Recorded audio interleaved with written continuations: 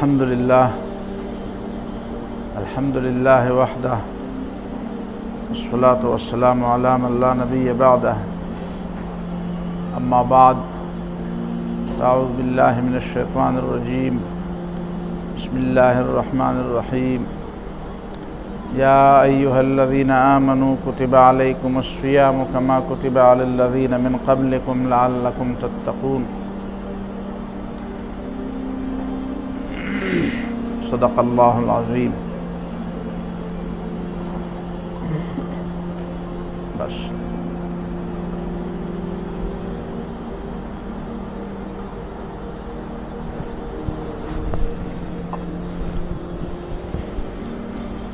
عزتمند و محترمو، دا ورځ دو پس د بیا د رمضان میاشت راله ان شاء الله العزیز. دا د قرآن د نزول میاشت ده، با برکته. دې ته حدیث کې شهر مبارکون ویلی شوی، ځکه چې دې کې یوه شپه ده لیلة القدر. لیلة القدر خیر من الف شهر، زرو میاشتو نه بهتره ده. زرو میاشتو نه د بهتره څه معنا ده؟ یعنی په زرو میاشتو کې د انسانانو د خوشحالۍ او د فلاح او د کامیابۍ دپاره دومره کارونه نه دي شوي لکه په دې یوه شپه کې چې شوي، چې د ټولې دنیا انسانان زر میاشتې راجمع شي او د انسانیت د فلاح دپاره او د انسانیت د کامیابۍ دپاره کار شروع کړي، بل هېڅ کار نه کوي. نو دونه به ونه کړي لکه دې قرآن د نزول چې کړي، چې قرآن نازل شوی. ځکه چې انسان د خپل فلاح او د کامیابۍ او د ناکامۍ نه دی خبر، دی خو د ډېرو اهمو خبرو نه هم نه دی خبر. دا د رمضان میاشت، رمضان رمضن ګرمۍ ته وایي، د ګرمۍ په وجه باندې چې د اوښې بچې په دې ځمکه خپک دي او بیا یې اوچتوي د ډېرې ګرمۍ د لاسه. حدیث کې راځي صلاة الاوابین حین ترمض الفصال، د الله هغه بندگان چې هغه الله تعالی طرف ته بار بار متوجه کېږي، هغوی په هغه وخت کې منځونه کوي چې کله دا غرمه را سره شي. دا د ساخت مونځ چې ورته مونږ ووایو، ساخت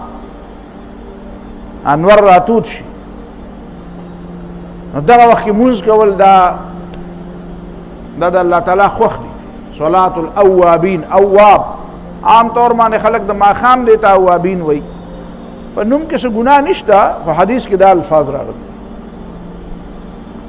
نو د رمضان ته رمضان ولې وایي؟ دې کې دوه قسمه ګرمیانې، یو خو دا چې د اول نوم یې وله ایښوده نو دغه وخت کې ګرمي وه، لکه دا تیرې میاشتې دا اوس هم د ګرمۍ میاشتې، دا تیرې خو بیا ډېرې د ګرمۍ، دا روجې چې پکې راغلې دا مونږ چې ونیولې څو کاله. دویمه معنا د رمضان دا ده چې د روجې په وجه باندې د انسان په دې ذهن او په دې فکر او په دې دنده لړمون کې یو ګرمي پکار ده. کم خیال چې یو سړي یو ارمان نه پوره کېږي نو هغه زړه تاو کوي، یو ارمان یې زړه ته ایښودی او دا پوره کېږي نه، او دی کله وایي د دې طرف نه به پوره شي، کله وایي اوس به پوره شي، کله وایي په دې وخت به پوره شي، کله یو ته وایي کله بل ته وایي، دا زړه یې تاو کوي، زړه وایي دا اړه مې اور کوي. نو د رمضان په میاشت کې پکار ده چې د هر یو انسان، د هر مسلمان دا زړه داسې اور وکړي چې یاره کوم رب چې په ما باندې دا روژه فرض کړې ده، چې د هغه رب سره مې ملاقات وکړی، چې هغه رب راله اوبه راکړی. قرآن کې راځي که نه وسقاهم ربهم شرابا طهورا، په دې مؤمنانو باندې به د دې رب پاکې اوبه څکي. اوس څنګه به یې پې څکي؟ نو دا په مونږ چې په دې دنیا کې څکي دا هم را باندې الله تعالی څکي. دا په جنت کې چې دا څه نعمتونه دي، دا ټول نعمتونه الله تعالی خلکو باندې خوري او څکي. خو د دې خاص خبرې څه مطلب دی؟ وسقاهم ربهم شرابا طهورا، رب په پاکي اوبه څکي. دې بس خاص معنی دلته به موږ نه پوهیږو چې الله تعالی به برای راست مؤمنانو لور کوي. مشهور حدیث دی صحیح مسلم د بخاری د ابو هريره رضی الله تعالی عنہ روایت دی. پای په اخر کې یو جمله ده چې للصائم فرحتان فرحة عند فطره وفرحة عند لقاء ربه. روزدار د پاره دوه خوشاله دي. یو خوشالي هغه ده چې د روزه ماتي، یو خوشالي هغه ده چې د خپل رب سره ملاوي. او دا دوه خوشاله الله تعالی نبی علیہ الصلوۃ والسلام یو کړی، نږدې کړی یو بل ته. د دې د نږدې کولو څه مطلب دی؟ نږدې کولو مطلب دا دی چې موږ ته الله تعالی دا ښیي. راځئ مولوي صاحب موږ ته الله تعالی دا ښیي چې ګوره بنده دا ته چې ماښام روژه ماته او دا دونه ورته خوشحاله نو دا ته په څه ماته ولې دا اوبه ته مخکې نه دي څښلي،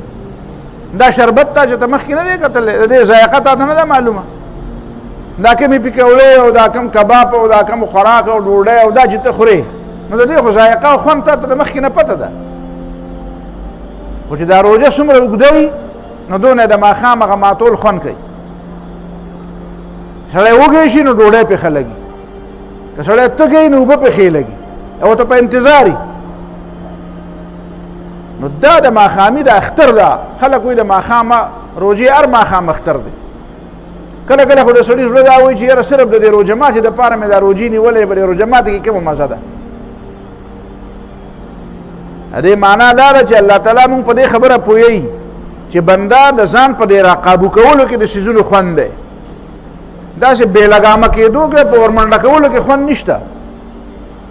خوند په دې کې دی چې ځان د څیزونو نه راقابو کې او د هغې نه بعد بیا هغه شی وخورې، د هغې نه بعد بیا هغه استعمال کړي. هوښیارتوب دا دی، حدیث کې هم دا راغلی دی الکیس من دان نفسه. هوښیار هغه دی چې ځان قابو کړي. د کوم شي نه چې تا ځان را قابو کړو بیا د هغې نه بعد تا ته د ډېر صبر نه بعد تا ته هغه شی میلاو شو او هغه شی دې بیا حاصل کړو، د هغې مزه د هغې مزې نه ډېره زیاته ده چې تا ته بس چې ته یې غواړې او تا ته سیده میلاو شو او ځان ورته قابو کې نه. نو دا 12 14 15 غنټې روژه چې ته ونیسې او بیا ماښام یې ماتی نو د دې ماښام د دې روژې د ماتولو دا مزه په دې وجه ده چې تا ځان قابو کړی او دا څیزونه حلالو. اوس چې کوم حرامونه ته ځان قابو کړي او ډېر کلونه ځان قابو کړي، ډېر کلونه روژه ونیسي چې بالغ شوی یا په ښه بد پوه شي او یاره زه خو د دروغو نه روژه نیسم، زه خو د غلا نه، د حرامو نه، د نارواو نه، د ګناه نه، د دې نه خو زه توبه نیسم، دا ژبه خپله را بندوم، د خپلو دماغو کې غلط خیالاتو له ځای نه ورکوم، د الله سره د خپې غلط نه استعمالو، د خپل مال او دولت او د جب غلط نه استعمالو، د خپل صلاحیت او قابلیت غلط نه استعمالو.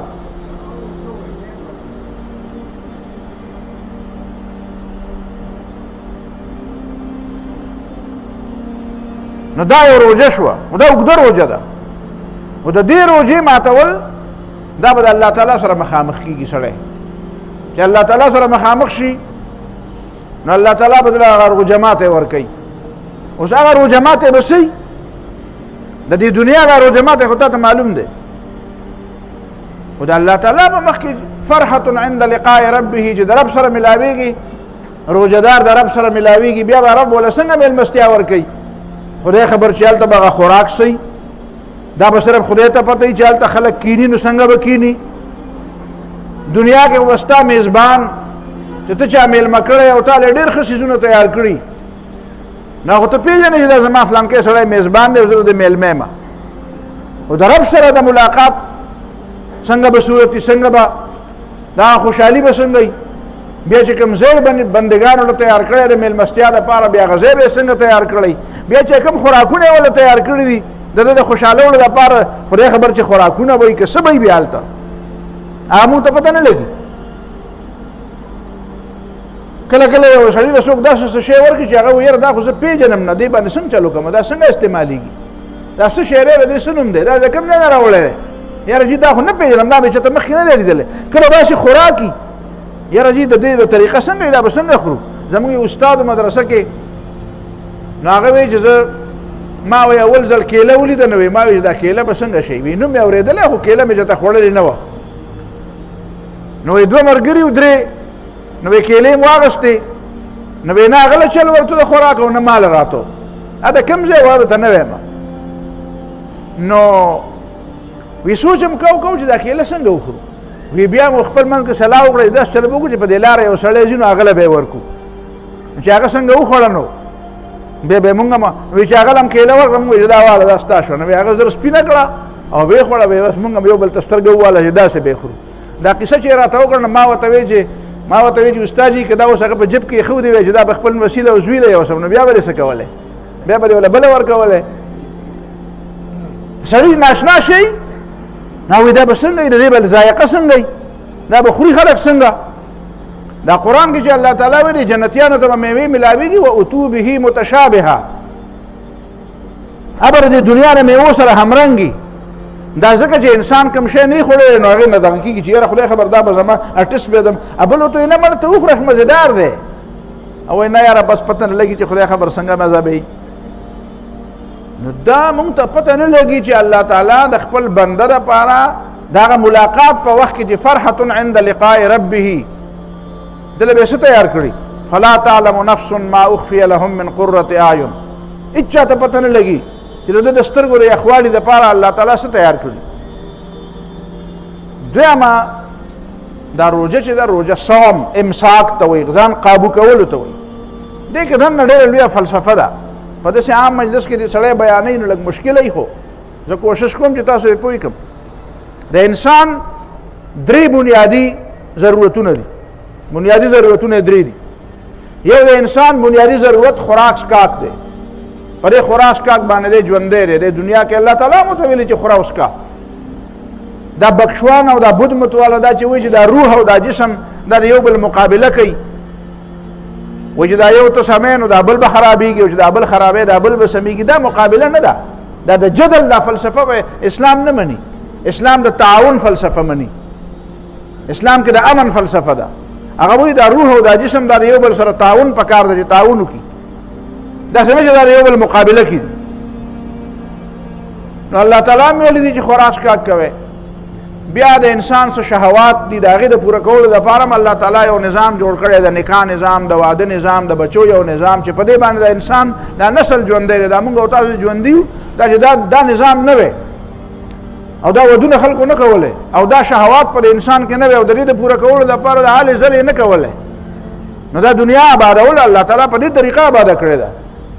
هر چا کې دا داعیه په نر کې هم دا داعیه ایښودې ده په ښځه کې دا داعیه ایښودې ده دا طلب یې په دواړو کې ایښودی دی او د دې طلب په نتیجه کې دا دنیا آباده ده دا د دنیا آبادي ده خلک چې کور کوي بچي له کور کوي بچي له کور کوم کور ورته وایي کور شادي خانه آبادي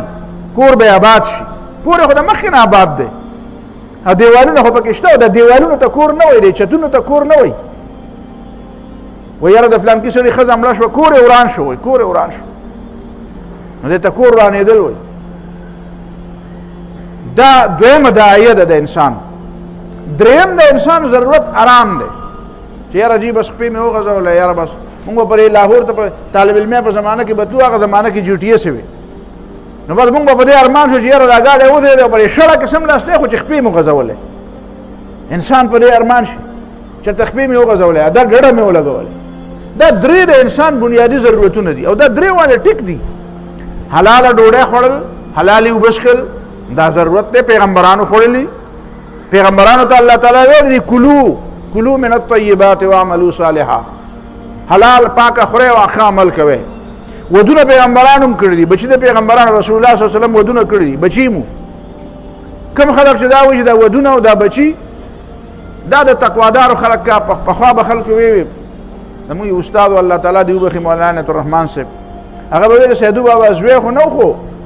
لور به شوی وه سیدو بابا نه سواد کې چې سیدو بابا دی د زوی نه خپل نو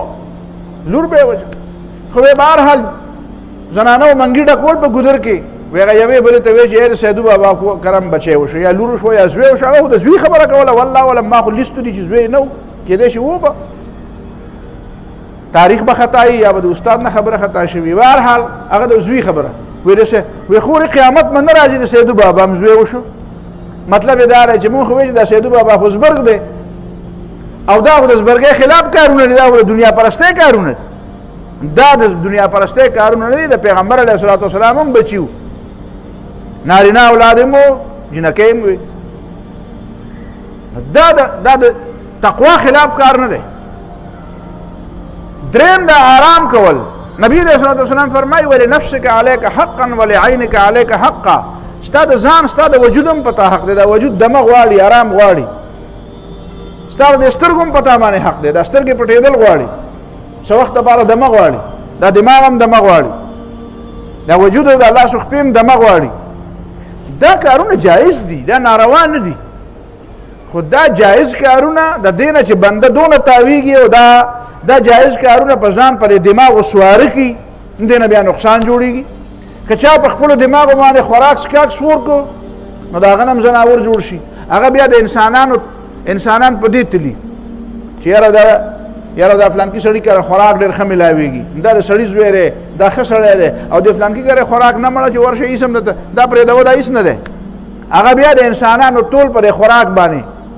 هغه ته هغه سړی بیا سړی ښکاري چې کوم خوراک ډېر ورکوي یا په خپله و یاره فلانکي سړی ډېر ډوډۍ مار دی بس په ډوډۍ ماره باندې هغه ته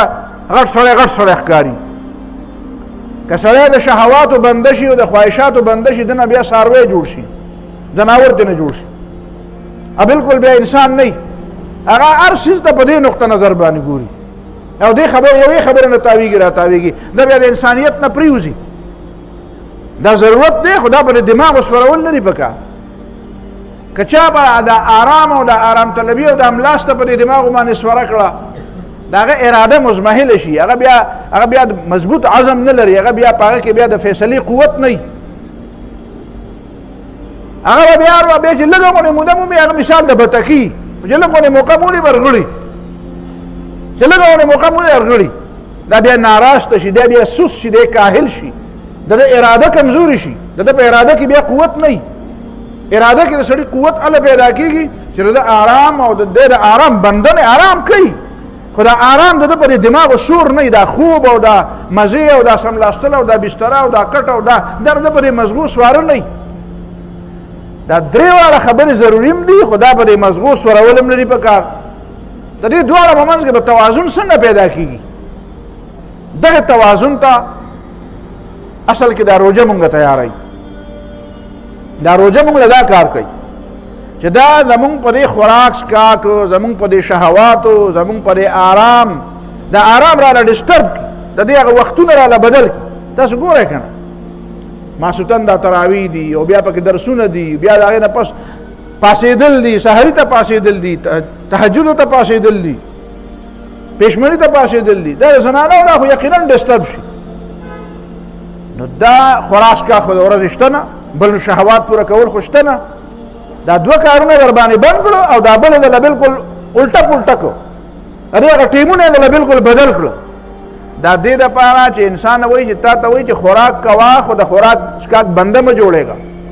خوراک نه تاوېږه را تاوېږه مه شهوات پوره کولو جایز لارې شته نکاح کوه خو د دې بنده مه جوړېږه زن مرید چې ورته وایي زن مرید وایي دا فلانکی سړی زن مرید دی او دا د ښځې مرید دی زن مرید مه جوړېږه حقوق ادا کوه خپل م ادا کوه د نورو م ادا کوه خو مریدي مه کوه مریدي پیر دی یو قرآن دی پیغمبر دی پیر دی پښتو کې دا بې پیره کنزل دی خو پیر زمونږ شته که نه زمونږ پیر قرآن دی سنت زمونږ پیران دي او بیا د آرام بنده مه جوړېږه که نه ستا به بیا اراده مزمحله وي ته به بیا د ډېر لوی کار دپاره نالایقه بیا نااهله به ته به یاره دې سي بده ما باندې ناراستي غالبه ده هر وخت به در باندې ناراستي غالبه وي نو دا درې واړه کارونه چې دي دا په قابو کې راوله د دې په قابو کې مه راځه اوس دې بس یو قدم مخکې ځو دا څیزونه چې څوک په قابو کې راولي دا د مسلمانانو نه علاوه هم ډېر خلک داسې شته چې هغوی خپل خوراک سکاک خپل آرام خپل شهوات په قابو کې راوستي دا چې په دې دنیا باندې ډېر لوی قبضې کړي دي او دا حکومتونه یې کړي دي او دا لوی د فوجونو قیادتونه یې کړي دي او دا لوی فتوحات یې کړي دا ملکونه یې فتح کړي دي دا لوی ایجادات چې کړي دي نو دا تاسو داسې ډوډۍ غړپانو دا ډوډۍ غړپ خلک نه وو، دا ډوډو نه تاوېده را تاوېده، دا د شهواتو نه یوازې نه تاوېده را تاوېده، دا د خوبونو نه یوازې نه تاوېده را تاوېده. نو ته وایې دا کارونه خو هغه خلکو هم کړي دي چې کوم مسلمانان نه دي، هغوی خو هم په دې ځان باندې قابو راوستی او لوی لوی کارونه کړي. نو د مسلمانۍ او د هغې په منځ کې فرق څه شو؟ دلته بیا اسلام ستا رهنمایي کوي، دلته ستا اسلام دا رهنمایي کوي چې دا خودي چې په تا کې را پیدا کېږي دې ته خودي وایي.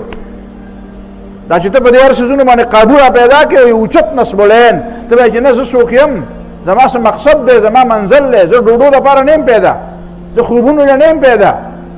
زه مزو له نه یم پیدا، زه آرام له نه یم پیدا، زه یوازې د خواهش نه تاوېدو لپاره نه یم پیدا، زما د ژوند یو ډېر لوی مقصد دی. نو هغه مقصد بیا څنګه مقصد دی؟ کله کله هغه مقصد داسې لکه د فرعون هم دا مقصد و، هغه د خپله خدایي مقصدي، د دې خدای نه هغه خدایي جوړه کړي یا د خدایي دعوه وکړي، د هغه د دې خدای د کنټرول کولو او د قابو کولو دپاره څه نه وي. هغه بیا وایي زه یم، بیا خلکو ته وایي زما بندګي کوئ، او وایي ما په ځان قابو مونتی دی، ما نصب العین او زما منزل ډېر لوی دی. نو بیا هغه انسانان د ځان نه تاوې راته وایي زه خو د چا نه تاوېږم، خو ما نه به تاسو تاوېږئ، زما بندگی به کوئ، زما عبادت کوئ. د دې شیطان دې نه بیا دې سړي نه بیا شیطان جوړ شي، د نه بیا شیطان جوړ شي. نو د دې خدای دا سبق درته په درسته طریقه باندې اسلام ښیي چې اسلام چې درته وایي په دې طریقه باندې داسې ګوره دا روژه مونږ نیسو که نه، خو نبي علیه صلات وسلام فرمایي زما امت به د هغه وخته پورې په خیر وي چې روژه زر ماتوي او پېشمنۍ ناوخته کوي. زموږ عام طور باندې خلک د دې الټه کار کوي، روژه ناوخته ماتوي او پېشمنۍ وختي بندوي. او پیغمبر علیه السلام فرمایي روژه زر ماتوه او پېشمنۍ ناوخته کوه. ولې؟ دا ستا هغه خودي او د هغه د خدای په منځ کې فرق درته ښیي چې بانګ ووایي اذان ووایي الله اکبر په ټیم باندې بانګ ویلی کېږي. زموږ طریقه هم دغه ده، عامو خلکو ته به دا طریقه شوه اذان مونږ ځکه وایو، ورنه مطلب خو وخت دی. که اذان بې ټیمه شو نو ته روژه ماتوه، اذان چا ناوخته کړو نو ته به روژه نه ماتې. خو عام طور باندې اذان خلک په وخت کوي. نو چې اذان وشي نو بیا وایي بسم الله الرحمن الرحیم خوره. یعنی دا د نفس دا خبره کول چې دي که نه، دا چې ځان را قابو کو او ته وایې مړه مړه خو 15 غنټې روژه ده، زه خو 6 غنټې نور هم تېروم. نبي علیه صلات وسلام وایي نه داسې به نه کوې. دې مطلب دا دی چې ستا دا ځان را قابو کول د دې خوراک نه، اسکاک نه، د شهواتو نه، د آرام نه، دا به هم د یو ضابطې پابند دی او ضابطه به ته نه جوړې. هغه ضابطه در الله تعالی درکړې ده، د الله تعالی د ضابطې مطابق. کم خلک چې په خپله خدای باندې کنټرول ساتي،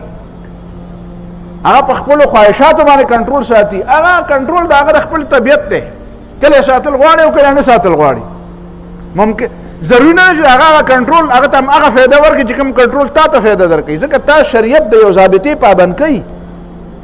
د هغه ضابطې پابندي در باندې کوي. نبي علیه صلات وسلام به روژه ماته کړه، وی ذهب الظمأ تنده ختمه شوه، وابتلت العروق رګونه لامده شو، وثبت الاجر ان شاء الله، او که د الله خوښوي نو مزدوري م راړه که خیري مزدوري م وشوه، مزدوري م ثابته شوه، اجر م ثابت شو، الله تعالی به اجر م راکړي. دا درې واړه خبرې ډېرې زیاتې اهمې دي. ذهب الظمأ دا زه تږی ولې وم، دا شریعت ولې وایي، نبي علیه السلام ولې وایي چې وخت وشي نو خوره. هغې معنا دا چې مولا زه خو ستا بنده یم، زه خو وږی کېږم تږی کېږم، ما ته خو ضرورت دی، زه خو وختي م وږی وم، زه خو ماسپښین هم وږی وم تږی وم، زه خو مازدیګر هم وږی تږی وم، ما ولې نه خوړه؟ ځکه چې ستا له طرف نه حکم نه و، اوس ستا له طرف نه اجازت وشو، او چې اجازت وشو نو بس زه خو خورم، ځکه چې ما ته اجازه، زه خو انسان یم، زه خو کمزور یم. خدای ته به ځان پهلوان نه ښکاره کوې چې خدای تا خو وایي چې ماښام یې ماته کړه، خو زه خو لږ نور هم ساتلی شم، لکه نور یې اوږده کړه نو بیا نور هم. خدای په مخ کې به ځان پهلوان او نر کوې نه. کافر ته دشمن ته ځان نر کوه، خو خدای ته ځان غریب کوه، خدای ته ځان عجز کوه، خدای په مخ کې خپله پهلواني او خپل زور مه ښکاره کوه، خدای په مخ کې عاجزي خوند کوي. الله تعالی د بنده نه عاجزي غواړي. دا عاجزي، دا پابندي، دا د غیر مسلم نه روزي کېږي، هغه دې نه نه خبر. دا اسلام تا ته دا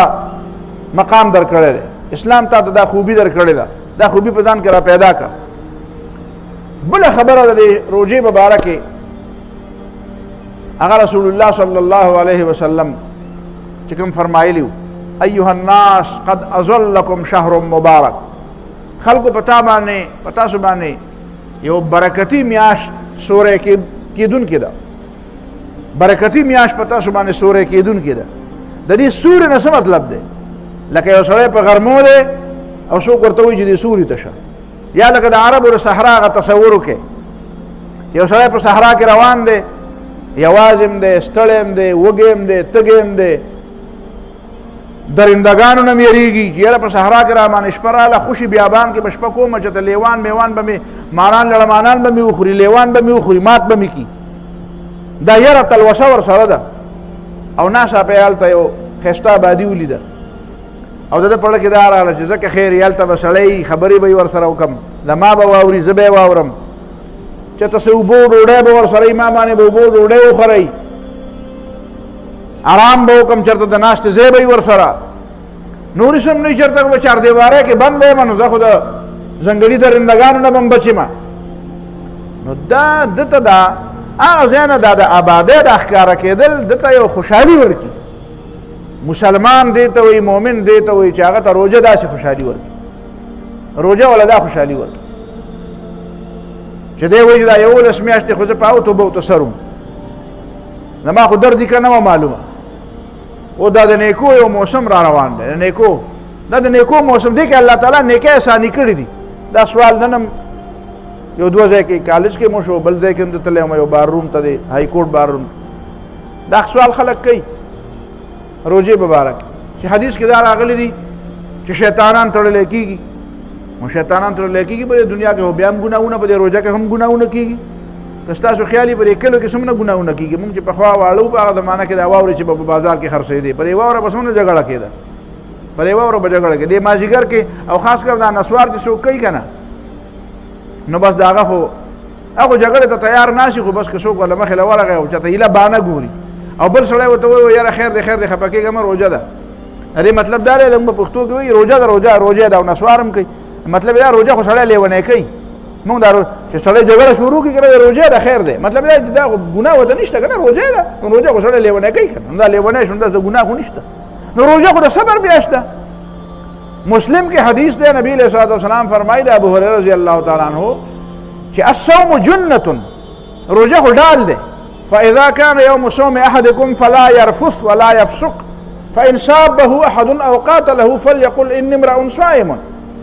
چې د چا روژه وي نو ګډې وډې دې نه وایي، کنځل دې نه کوي،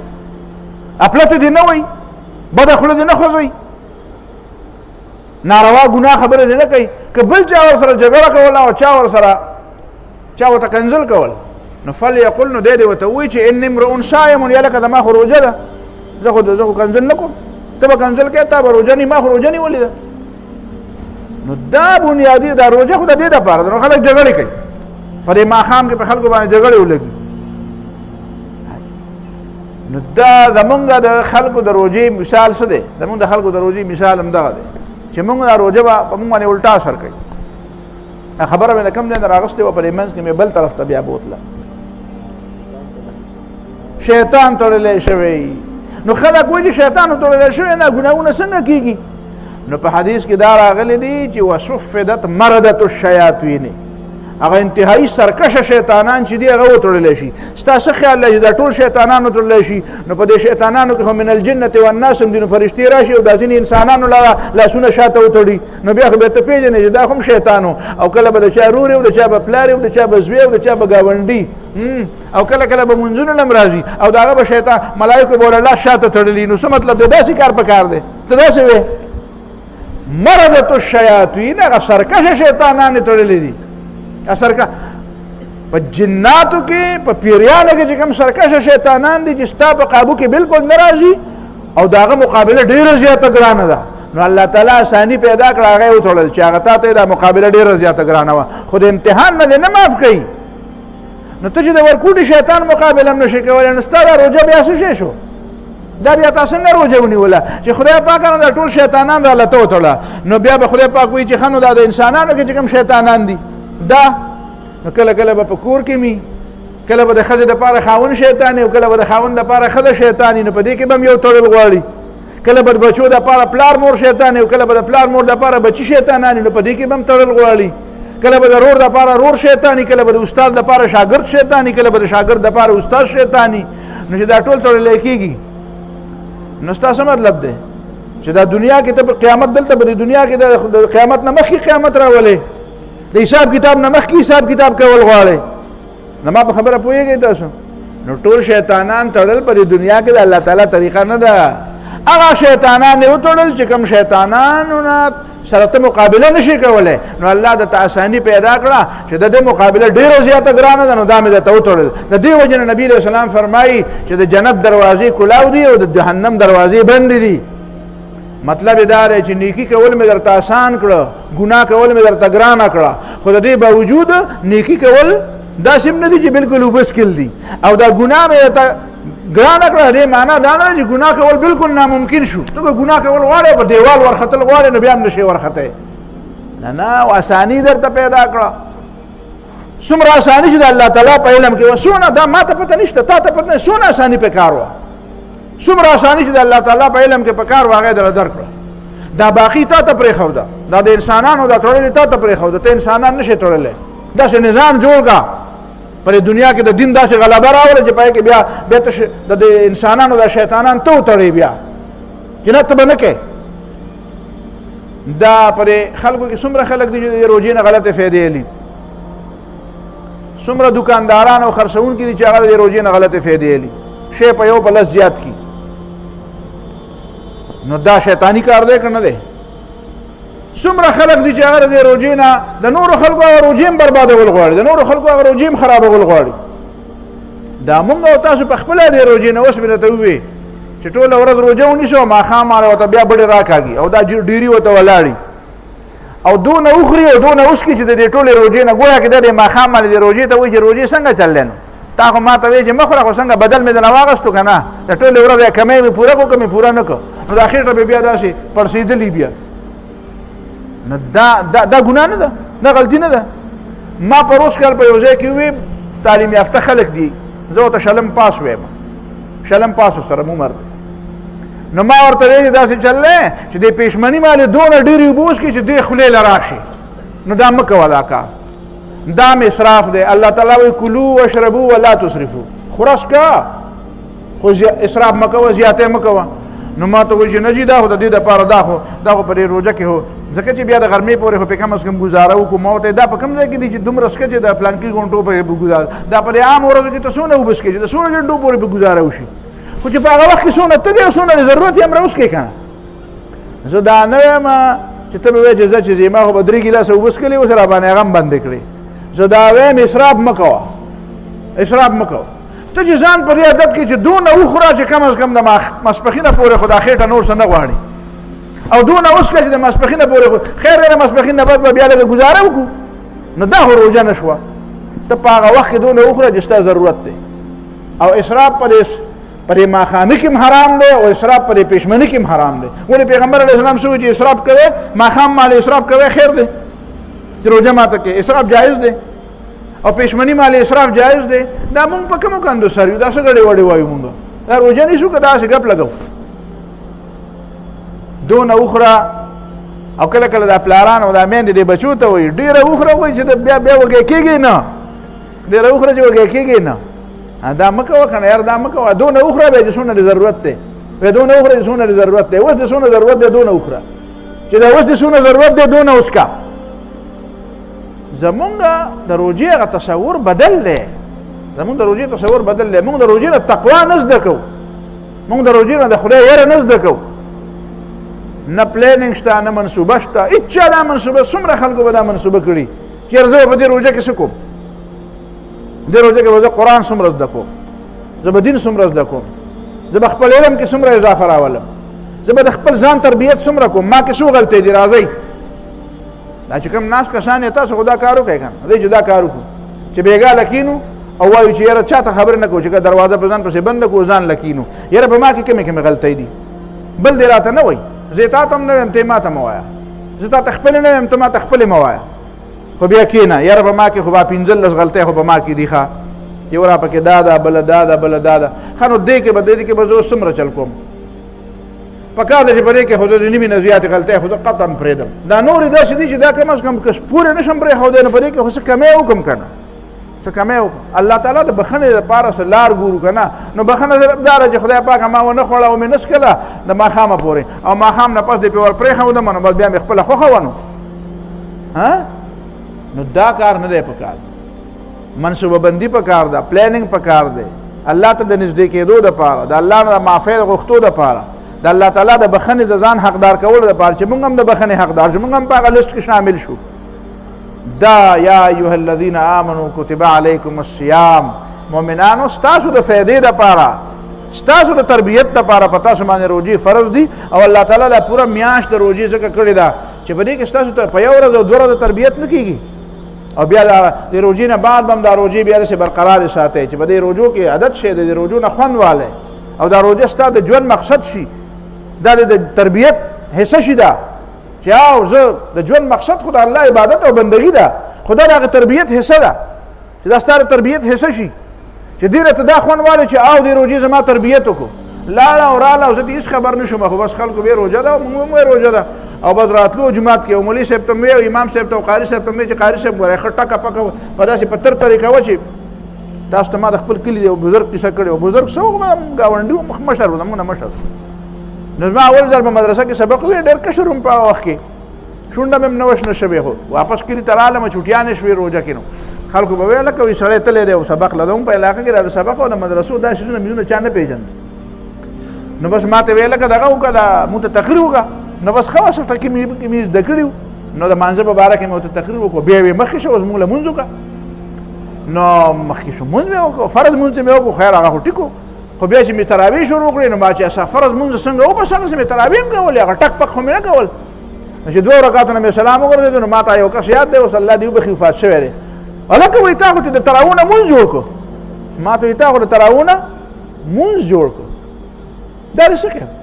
نو ما ورته تا ته ما اوس په مانځه باندې تقریر ونه کړو چې مونځ په طریقه وایي خو دې د مانځه په باره کې ویږم دا خو تراویح دي داسې مونځ خو نه دی نو مې دا څه دي وایي تا ته پته نشته ته خو لا اوس سبق ویې دې ته د تراویح ولې وایي نو مې زه ولې ورته وایي وایي دا ورته ځکه وایي چې دا به په تر تر کې لکه دا باران په تر تر نه راورېږي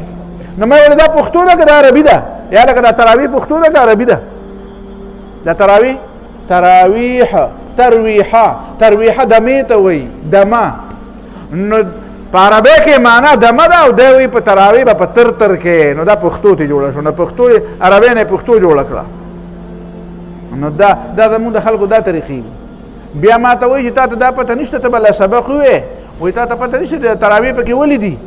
نو مې زه ته راته ووایه که نه ولې پکې دي وایي دا 10 رکعات یې پکې ځکه زیاتې کړي دي چې ماښام خلک ډوډۍ ډېره وخوري نور کله دونه ماښام نه خوري او په روژه کې خو ماښام ډېره وخوري دا بغیر د دې 10 رکعاتو د دې کړپه کړپه نه ازمېږي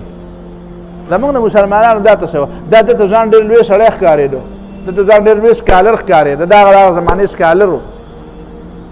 دا سکالري مالري به لږ په تندر ولګېده دا به لږ اخوا کېده په تاخ کې کېده